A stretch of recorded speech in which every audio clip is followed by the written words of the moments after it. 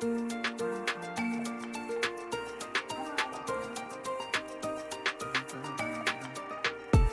morning, everyone. Welcome to our health and wellness webinar. And our webinars are free and open to everyone. I'm Jacqueline Pena, and I'm the President and CEO of Empowerment Through Education. We work with different kinds of clients. We work with higher education institutions. We also work with small businesses and nonprofits.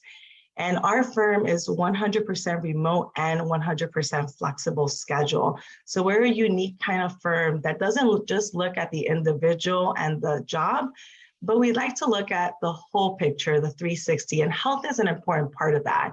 And that's why we decided to host a health and wellness seminar or webinar since it's online. And so today we have two fabulous speakers, and we're going to jump right into that because they have amazing topics that I think will help all of us day in, day out. But in looking at our session today, let me just give you a few housekeeping rules before we jump into the session. Attendees, welcome, welcome, welcome. You will see that you have access to the chat feature. In the chat feature, as our guests are talking, feel free to engage with each other, to share highlights or key points or make connections from what the speaker is saying to your own lives. Really engage in that chat. I'll be there with you. And we also have a great support team behind the scenes in the chat. So if you need anything, you can type tech or @help and type what you need, and one of us will jump in and assist you, whether it's a tech question or you're having, you have any other questions about the webinar itself, you can definitely put @tech or @help and let us know how we can help you. But definitely engage with each other and with our speakers. As our speakers present, they'll also have Q&A time. So be ready with your questions. The idea is that you can ask all the questions you have related to the topic. And we have our fabulous guests donating their time today to answer those questions for us.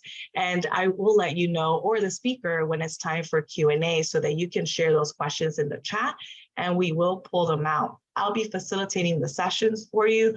So as you put the question in on the screen, I'll pull that out and ask our speakers so that our speakers can focus on the content today. Our speakers have 25-minute blocks, so we're going to get started to take advantage of that. And at the end of today's session, we will send a follow-up email in about a day or two max with a link to this recording, as well as some information from our speakers, some special offers and events, and just follow-up information so that you can have all of that in one email. So with that, I think it's time to get started. So we're going to go in alphabetical order, and I'm going to share my screen for one moment. And our first speaker is Prajakta Apte. Prajakta is a registered dietitian and a registered yoga teacher. She is a gut health expert who helps people struggling with digestive issues resolve their problems and help them reconnect with their gut through the healing power of nutrition. And you'll see that theme throughout the day, the power of nutrition. So with that, I am going to turn it over to our first speaker, and I'm just going to have attendees and myself in speaker view, and I will turn off my camera and let you take over. Welcome, Prajakta. Thank you so much, and good afternoon, everybody. Even though I'm on a Pacific time zone, I'm just going to say good afternoon because I believe that the organizers are in the East Coast. Thank you so much for inviting me, and I really appreciate Jackie and everyone on her team. So I am not going to spend more time introducing myself. You know who I am. I am in private practice for over 20 years now, and I really love what I do, and I'm very passionate about helping people who are struggling with digestive issues resolve their problems and try to, help put their life back into what we call it as normal. I'm going to say this, that what I'm noticing in my practice that more and more people are feeling sick to their gut health. They are coming to me. I'm hearing stories that people are struggling with digestive issues. Now, there are research studies that are probably done pretty much every day, telling us that how important it is to keep our gut healthy and strong, because our gut health is the seat for many, many different medical problems. Like every day, pretty much, there is a new study coming out telling us that how your gut health is connected to weight gain, how your gut health is connected to diabetes, cholesterol, cancer, even mental conditions like depression and Alzheimer's. So I believe that all of you definitely must have heard about digestive issues and how important it is to keep our gut healthy and strong. So to begin with my session, I'm going to give you a little bit of introduction, because if you are new to this area in this topic, then I feel that you need to have some basic understanding. And I'm not sure if some of you, all of you, have heard about a term called gut microbiome. You may have, you may not have, which is fine. But this is a term that you will hear, you will read all the time if you start to do more and more research into gut health. So I'm going to talk first a little bit about what is gut microbiome. So gut microbiome refers to the community of microbes, living microbes in our body. And scientists have proven that there are microbes all over our body. The microbes are on our skin, on our nostrils, ear canals, but majority of these microbes, about 80% of those, they live in our large intestine, or what you will hear me saying word gut all the time. So they are in our gut, or they are in the large intestine, and they are living inside us. They are taking care of us. They are trying their best to keep us healthy. So there are some facts I want to talk about these gut microbiome, or this little community inside us. So scientists have proven that there are more microbes in our body than our own body cells. The microbes in our gut, they weigh approximately 2 to 5 pounds. And each individual has a very unique gut microbiome. So even twins, they have completely different gut microbiome. Your gut microbiome is going to be different from your parents, from your siblings. So everyone is unique. So when you are treating with any of the digestive issues, you want to have an individualized approach. And that's what I tell all my people, all my clients, because people will say that, okay, I'm taking this probiotic because my friend told me to take it. Well, that probiotic worked for your friend, but it may or may not work for you. So that's why it's very, very individualized approach when you take care of your gut microbiome. Now, what about these gut microbiome? Why are you want to keep your gut microbiome healthy? So let's talk about a little bit about that. So in this community inside us, there are live microbes, and there are some good microbes and there are some bad microbes. Now, of course, the good microbes are always trying their hard to keep us healthy, keep all our body functions functioning normal. The bad microbes, on the other hand, they're always looking for an opportunity to rule over this entire community. Now, if that happens, our health is in jeopardy. You will notice that you're dealing with some symptoms. Those symptoms can eventually lead you to develop medical conditions. Studies have shown that there's a connection between our gut health and weight gain, connection between our gut health and cholesterol, diabetes, our moods, anxiety, depression. So everything is coming back to the gut health. So it's very, very important for us to have a healthy gut microbiome. Now, there is also a communication that happens on a daily basis, 7/24, between our gut and brain. So some scientists surprisingly have said that we have two brains. One is our normal brain that we all talk about, and one is our gut brain. So that's called our body's second brain.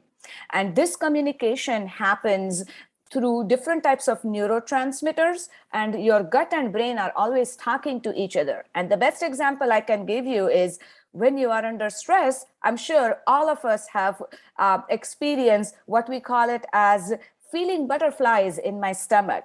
If I have to give big presentation, if you have a big deadline coming up, you always feel that something going on in your gut. And that's the way your brain is talking to your gut, because you're stressed up here, you are anxious, and your brain is trying to communicate that with your gut.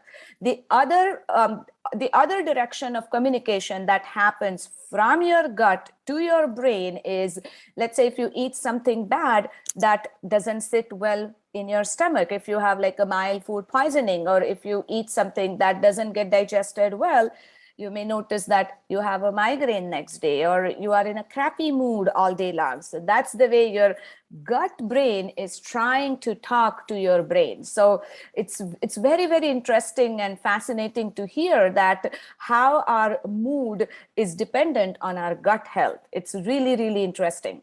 So bottom line, it's very, very important for us to keep this gut microbiome happy and healthy. If these microbes are happy, they are going to keep you healthy. As simple as that. Now, you might be thinking that, but how do I know that I have a poor gut health? Well, there are some symptoms that person may experience. Many people think that if I have some gut microbial imbalance, I will always have digestive complaints. But surprisingly, you may notice some digestive issues, but you may also notice some non-digestive issues. So digestive issues could be constipation or loose bowels, or you can go either way. Constipation and loose bowels. You may feel bloated all the time. You may feel gassy, or people have experienced heartburn. People have experienced urgency to go to the bathroom. You cannot even wait for a few minutes until you reach the bathroom. People have to go multiple times to use the bathroom. Non-digestive symptoms can be headaches, migraine, bad mood, anxiety, depression. You may have some skin issues like some mild rash that comes and goes, or eczema, or rosacea, acne. People have experienced joint pain or joint stiffness, just overall inflammation in the body. And I understand that definition of inflammation is different for everybody, but you know that when something is wrong with you, you will know it because you know your body best. Many times clients have said that to me that, but my doctor says that all my tests are coming normal. I am perfectly fine, doesn't show anything on my test results, but I still feel that something is wrong with me. And I completely understand that. I have myself not experienced that, but I have seen my husband going through all of this few years back.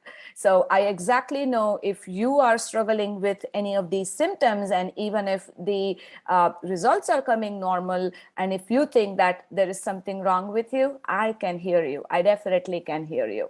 So these are some of the symptoms. I would say if you are experiencing some of these symptoms, you definitely want to make sure that you are paying close attention to these symptoms. You're not ignoring those symptoms, because remember, if you ignore now, it can result into a big problem, which will be very difficult to correct. I'm not saying that it will not get corrected. It will, but there will be a lot of other things that we will have to take care of. So if you are feeling it now that something is wrong, you want to get to the root cause of the problem. That's another key. You just don't want to put bandages on your symptoms, but you want to get to the root cause of it, because always remember that those bandages, they come off eventually. They will not give you 100% results. So these are some of the symptoms. Now, I'm going to talk a little bit of next topic, which is called dysbiosis or imbalance. And what exactly is that? I already said that what those symptoms are when you have that imbalance, but what exactly that imbalance means.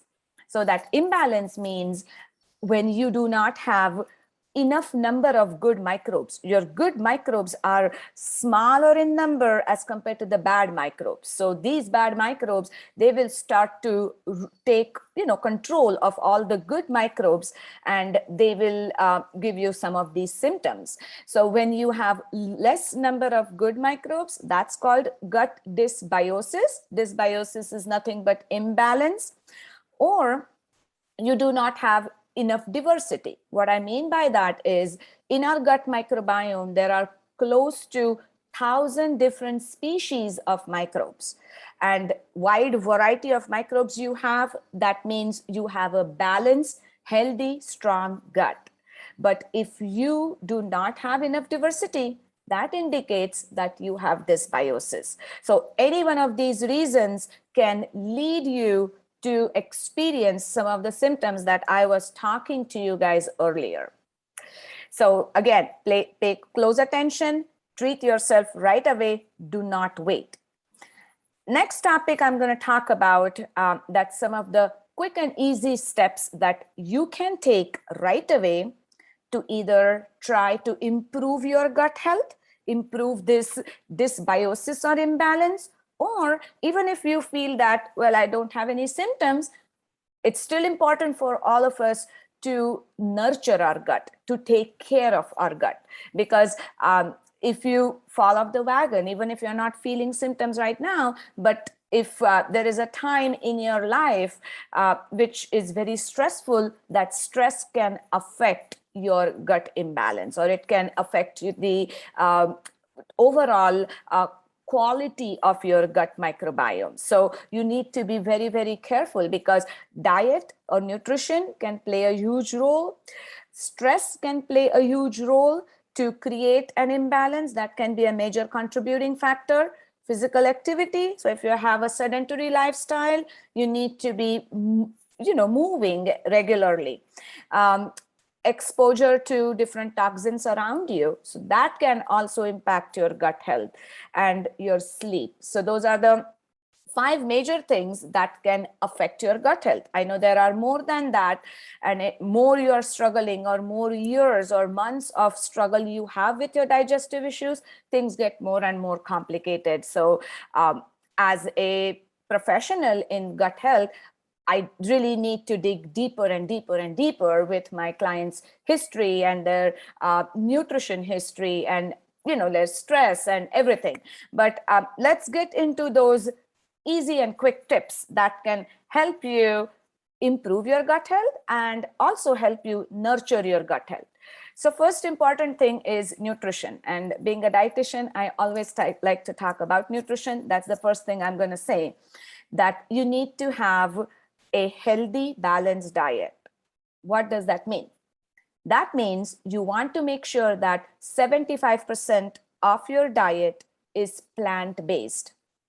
Do you need to be vegetarian for that?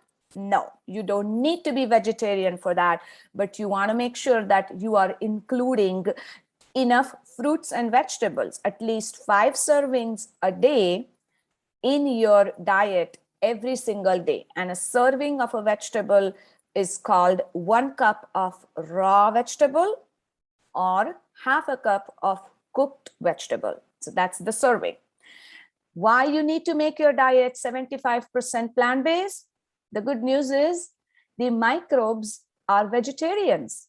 They love to eat plant-based foods.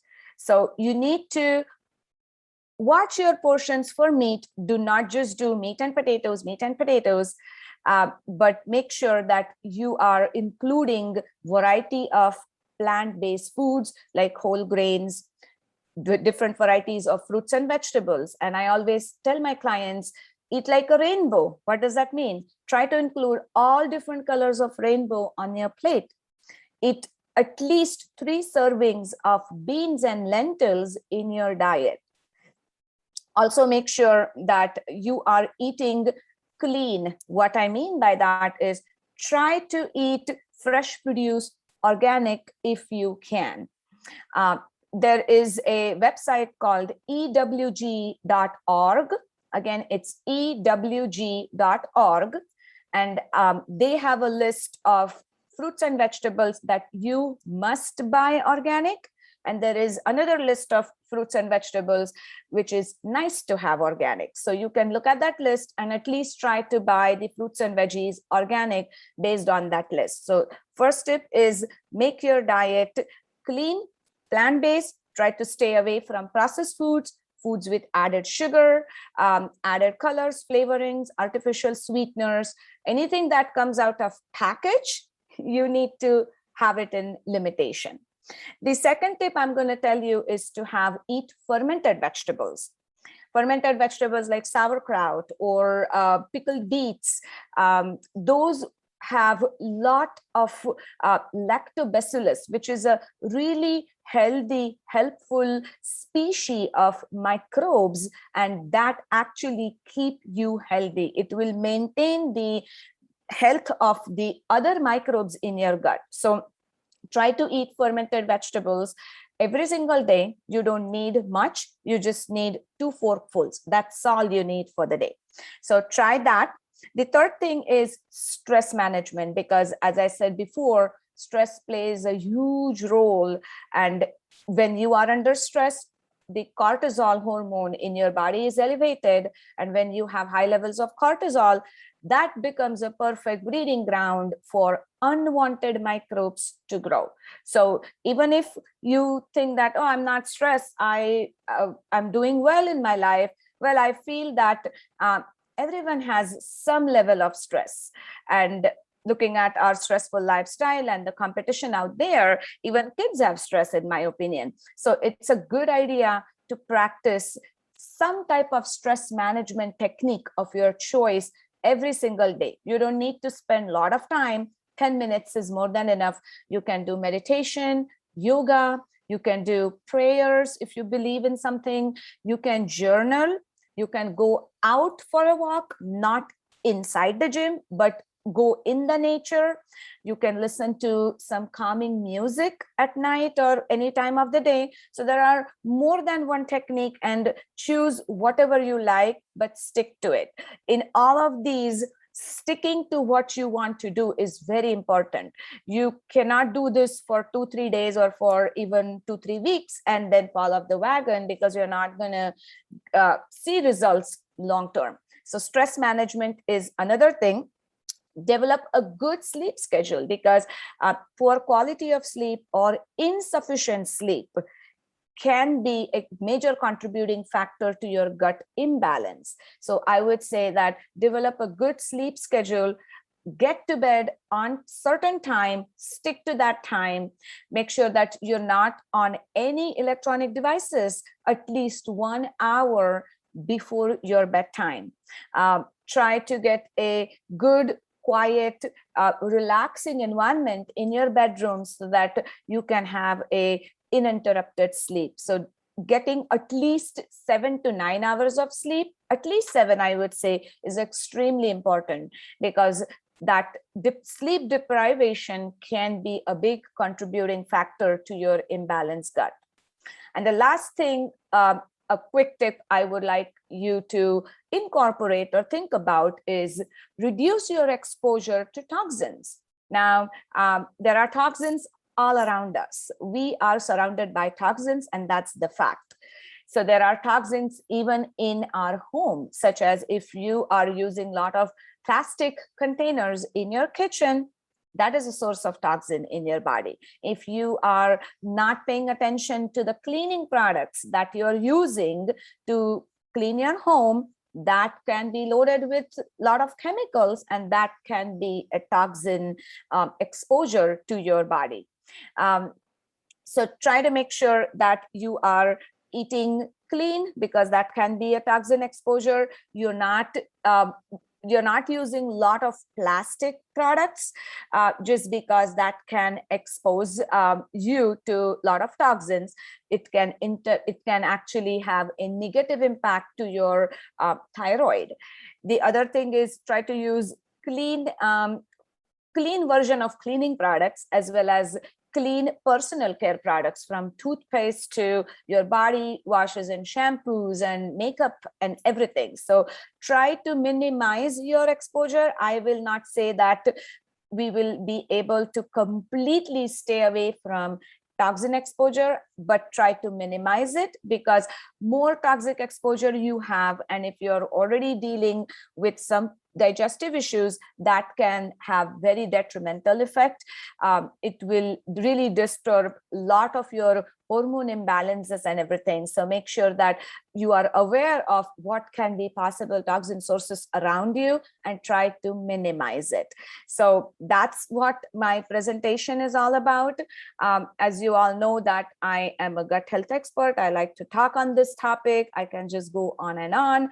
I like to help people because I have really seen many people struggling with digestive issues and how poor quality of life they have.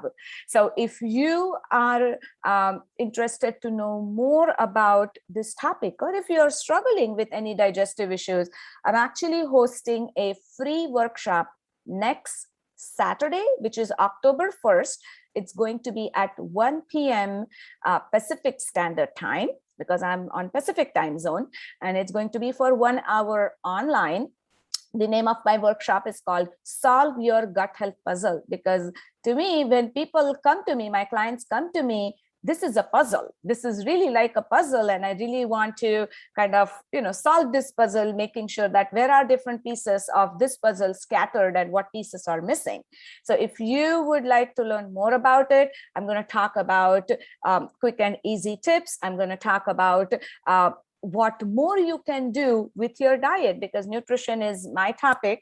I'm also going to talk about the common mistakes that many people make in fixing their gut. And I really want you to know what are these mistakes. I want you to avoid them so that your healing journey can be smoother and less stressful. So I think Jackie has shared a link for a sign up page. It's completely free. Sign up for this workshop, learn some more new things and take control of your gut health. So thank you all for listening to me. I really appreciate your time. Thank you for sharing those tips. We have a few questions, and I just want to ask folks, if you have questions, to please add them here in the chat, and I'll pull those out. There is one question asking if you do know anyone in the Ohio area. Sorry, just give me Cincinnati, Ohio. And for that question, definitely we can connect. You'll have our contact information as well in the follow-up email, but I don't know if you know anyone in the Ohio area who might be a good connection for gut health, but I know that you work remotely with your clients. So I think with COVID, we've really opened up access to a lot of these things. And so Prajakta, thank you for having that option for remote work as well. Absolutely. For anyone who wants to work with you. Absolutely. I definitely work remotely, and especially this all started to happen after pandemic, and people are more receptive, they are more open. So unfortunately, I really don't know any gut health expert in that area, because I would say this, that if you are really looking for some professional help, look at the credential for that individual, look at the experience for that person, and go to a right person, because gut health has become a very popular topic. And these days, if you just put gut health, digestive issues, you can come up with, there will be a lot of searches coming up on Google, and not all of those are for you, because as I always say, that you need someone who can treat the root cause of your problem. The probiotics, the supplements will work, but they do have a limitation. That's not the only solution. You can look someone in the Ohio area, but look at the credentials. If not, as Jackie said, I do online clients, and I have my clients all over United States. You can always reach out to me. I have a 15-minute complimentary call. You can ask me questions, and we can get started from there. Excellent. I have one more question before we transition over. And again, thank you for 5 simple tips. I think that helps, because we keep it simple. We're able to think about these 5. Fermented vegetables, that was one of the tips. What are some examples of fermented vegetables? So as I said, sauerkraut is a great example. You can do pickles. Many people know about it. There are pickled beets. There are artichoke. And if you go to any health store in your area, and I'll give couple of examples of those health stores. Whole Foods is one which many people know, or in my area, there is a store called Sprouts, and I know some of the states have Sprouts, but any health food store, they have a variety of fermented vegetables in the store, and you can even get fermented these days. This is a little bit of new, but you get fermented cauliflower, fermented broccoli, fermented radishes. So you can get either individual bottles or you can get a mixed fermented vegetables, and that you can use it on a salad, or you can use it in your wraps or even on your sandwiches, or just use it as a side. But definitely include that so that it will help to add more and more good microbes to your gut health or to your gut microbiome. Thank you. And then does eating after, is kimchi a fermented vegetable? It is kimchi or kombucha. But again, some people who are already dealing with digestive issues, they may or may not do good depending on what they are dealing with. So try it in small amounts is what I would say, and see if you are having any heartburn or any other symptoms. If you do, then probably that's not the option for you, for now, at least. Yeah. And does eating after a certain time affect your gut health? Yes. So definitely if you eat very close to your bedtime, that's not a good thing. You want to have at least 2 hours of gap between, when you finish your dinner and your bedtime, because you need to have some time for the digestion to happen. Plus, there is another big topic, which I'm not going to go into. It's called migrating motor complex. And that's a big topic altogether. But yes, to answer your question, you need to have at least 2 hours of gap. Yeah.